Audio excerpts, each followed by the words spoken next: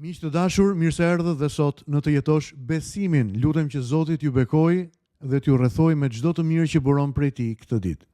Sot do të flas për besnikëri në nivelin personal. Bibla thot se cili të mbetet në thirrjen në të cilën u thirr.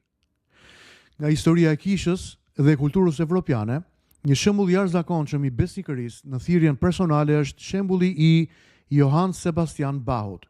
Ai jetoi në një kohë kur shumë kompozitorë të tjerë kërkonin famë, oborre mbretërore dhe lavdi publike. Bach kishte mundësi të ndiqte të njëjtën rrugë, por ai zgjodhi diçka krejt tjetër, të ishte besnik ku Zoti e kishte vendosur. Në çdo partitur, tek çdo flet, Bach shkruante Soli Deo Gloria, që do thotë vetëm Perëndis i qoftë lavdia. Bach nuk kompozonte për të bërë emër për veten, por për të shërbyer Zotit në thirrjen e tij. Ai nisi si një organist në kishat vogla, si mësues për fëmijët dhe drejtues korri. Shumë prej veprave të tij u dëgjuan vetëm nga komunitetet vogla kishtare, por sot, sheku i më vonë, muzika e tij studiohet nga të gjithë studentët e konservatorëve botërore dhe konsiderohet si një nga thesaret më të mëdha të njerëzimit.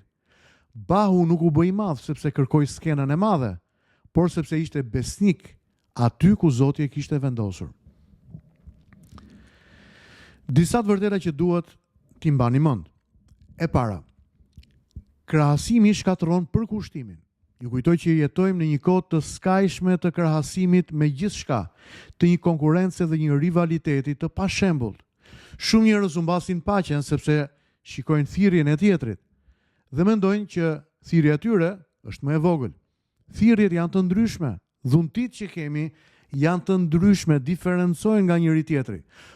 Thirrja nuk matet me madhësinë e audiencës, por me besnikërinë e zemrës. Sa besnik jemi ndaj Zotit, në çfarë ai na ka kërkuar të bëjmë. Sokrati thoshte mos e krahaso veten me të tjerët. Krahasoj veten me atë që ti duhet bësh.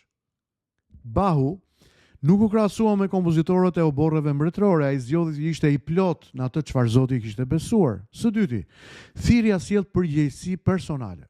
Thirrja nuk është privilegj, por përgjegjësi. Është ftesë për të vendosur pikërisht në vendin që Zoti të ka kërkuar. Kanti do thoshte që detyra është nevoja për të vepruar nga respekti për ligjin.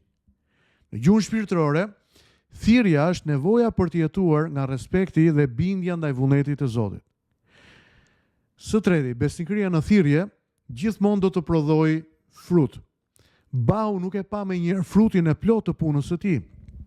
Për besnikëria e tij, la një trashëgimi që na flet të gjithëve edhe sot. Ndaj miq, besnikëria në thirrjen tuaj mund të mos sjellë menjëherë duartrokitje, entuziazëm, turma njerëzish rreth jush apo sukses, por e ndërton diçka që zgjat më shumë se emocionet e momentit. Ndaj pyetjet që ja vlen t'i shtrojmë sot, janë këto. Pyetja nuk është pse thirrja ime nuk është si e tjetrit, por pyetja kryesore është a jam besnik unë në atë që Zoti më ka dhënë mua të bëj? Apo e bëj unë thirrjen time, apo jam duke krahasuar me të tjerët? Apo shërbej për lavdinë e Perëndis, apo për lavdinë time? Ndoshta thirrja jote nuk është e dukshme. Ndoshta është brenda familjes, në punë, në shërbim të heshtur, në ndihmë të përditshme ndaj të tjerëve, por në mbretërinë e Zotit nuk ka thirrje të vogla, ka vetëm besnikëri të madhe. Asgjë nuk është e vogël nëse bëhet me një zemër të madhe. Miq, le t'i lutemi Zotit së bashku. Ati dashur, na ndihmo të jemi besnik në thirrjen që ti na ke dhënë.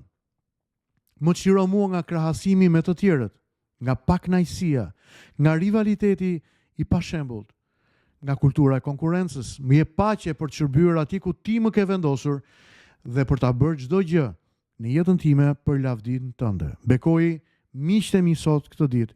Jepu burrave dhe grave, djemve dhe vajzave që po më ndjekin o Zot, një ditë të bekuar dhe të kujtojnë që ka një thirrje të veçantë që buron prej teje në jetën e tyre. Qofshim besnik. Në emrin e Jezusit. Amen. Miq, takohemi sërish nesër në Të jetosh besimin.